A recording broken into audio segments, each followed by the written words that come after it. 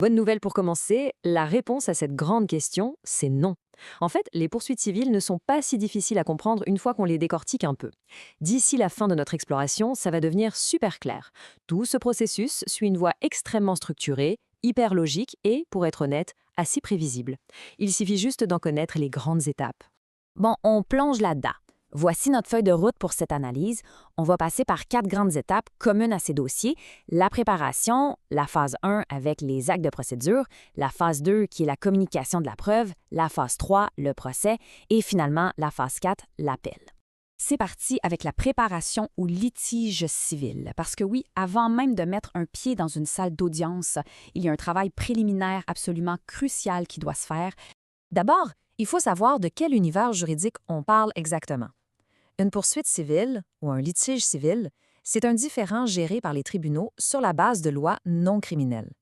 C'est très différent des affaires criminelles où l'État poursuit quelqu'un pour une infraction pénale. Ici, on parle par exemple d'une poursuite classique pour des blessures corporelles après un accident. C'est un monde complètement à part de la justice criminelle. En coulisses, cette préparation demande des étapes super précises. Premièrement, consulter un représentant légal.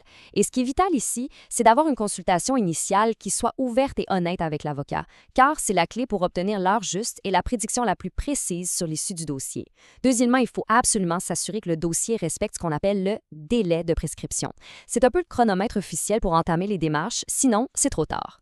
Ce qui est vraiment intéressant ici, c'est la façon dont on décortique le pouvoir réel des tribunaux. Pour qu'une cour puisse entendre une affaire, elle a besoin de 2 choses. La compétence personnelle, ça veut dire que le tribunal a le pouvoir d'agir sur le défendeur parce qu'il a une relation appropriée avec la région et que les documents ont été correctement signifiés. De l'autre côté, la compétence matérielle, ça détermine si l'affaire doit être entendue dans un tribunal de la province ou de l'État, ou plutôt un tribunal fédéral, tout dépendant de la nature du dossier. Et pour compléter ce casse-tête géographique, on a la notion de lieu. En bref, le dossier ne peut pas être déposé n'importe où. Il doit être déposé dans un tribunal situé à proximité de l'endroit où l'incident s'est produit ou là où les parties impliquées se trouvent. C'est littéralement ça qui ancre la poursuite dans la réalité physique. On passe maintenant à la phase 1, les actes de procédure. C'est la toute première phase officielle où chaque côté a enfin l'opportunité de mettre sa propre version de l'histoire sur papier. C'est ici qu'on voit vraiment la nature contradictoire du système. D'un bord, le demandeur dépose un document formel qu'on appelle la plainte. C'est ce document qui justifie la compétence de la Cour et qui liste toutes les allégations de méfaits. Et, en parfaite opposition de l'autre bord, le défendeur dépose sa réponse. Ce document-là décrit méthodiquement la version des faits de la défense et pointe toutes les inexactitudes ou les faussetés de la plainte initiale. C'est un vrai travail d'orfèvre. Mais attention, rien n'est complètement gravé dans le marbre au début. Si une des parties a besoin de clarifier certaines théories juridiques ou des allégations, ces actes de procédure initiaux peuvent tout à fait être modifiés. S'assure que tout le monde joue carte sur table avec un maximum de clarté avant de continuer. Allons-y avec la phase 2, la communication de la preuve. On entre ici dans ce qui est de loin la phase la plus longue et la plus chargée en informations de toute la poursuite. Donc, le point crucial à retenir, c'est que les 2 parties vont utiliser ces outils bien spécifiques pour obtenir des preuves et cimenter leurs arguments. On parle de demandes massives pour la production de documents, de déposition des parties et des témoins sous serment. Il y a aussi les interrogatoires écrits et des demandes formelles pour admettre certains faits précis. Ça peut même aller jusqu'à l'examen physique des lieux de l'incident. C'est une immense opération de collecte d'informations. Pendant ou juste après cette collecte, il y a un autre outil hyper important, les requêtes. Ce sont des demandes très formelles par lesquelles on demande au juge de statuer ou d'agir avant même que le procès ne commence. Les parties s'en servent pour forcer l'autre camp à respecter les règles de communication de la preuve ou parfois même pour tenter d'obtenir une résolution anticipée de l'affaire. Ce qui nous amène à la phase 3, le procès. C'est un peu le point culminant de notre analyse. C'est ce qui arrive si le conflit n'a pas pu se régler à l'amiable en dehors de la cour. Juste avant le début des débats, on doit établir une chose fondamentale. Est-ce que ce sera un procès devant juge seul, où le magistrat prend toutes les décisions, ou un procès devant jury composé de citoyens? Cette simple décision change complètement la dynamique et la façon dont la cause va être perçue et présentée. Passons à la suite pour voir comment tout ça se construit. Parce que la salle d'audience impose un ordre strictement chronologique. On commence par les déclarations préliminaires. Ensuite, le demandeur y va en premier pour présenter son dossier. Quand c'est fait, c'est au tour de la défense de présenter le sien. Et finalement, de façon très stratégique, le demandeur a droit au dernier mot avec ce qu'on appelle la preuve de réfutation pour répliquer à la défense.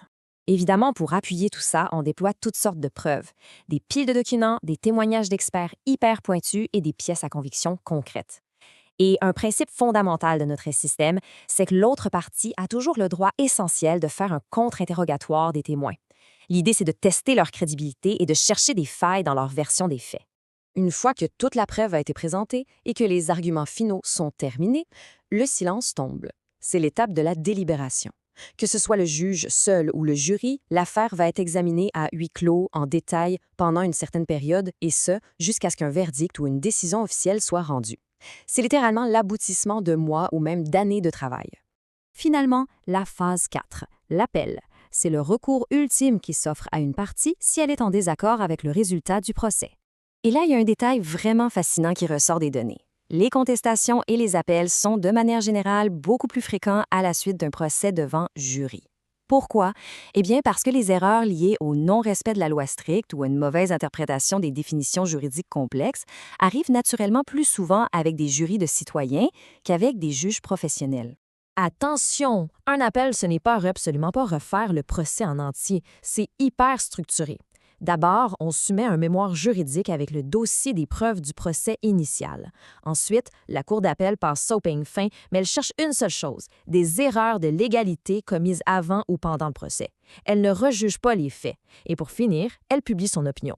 Cette fameuse opinion de la Cour d'appel, c'est la conclusion ultime du voyage judiciaire. Ça va sceller le dossier d'une de ces deux façons. Soit la Cour confirme le verdict original, ce qui bétonne le résultat, soit elle conclut qu'il y a bel et bien eu une erreur de droit importante, ce qui peut complètement renverser le verdict de départ. Ce qui nous amène à une réflexion finale assez provocatrice pour clore cette analyse. Dans un système de justice civile encadré par des phases aussi rigides et des procédures aussi strictes, est-ce que c'est toujours la vérité absolue qui détermine le résultat ou est-ce que c'est simplement l'argument juridique le plus solide qui l'emporte au final? C'est le genre de question qui nous pousse vraiment à réfléchir sur la frontière entre les règles de droit et la véritable justice. Merci d'avoir exploré tout ça avec nous aujourd'hui.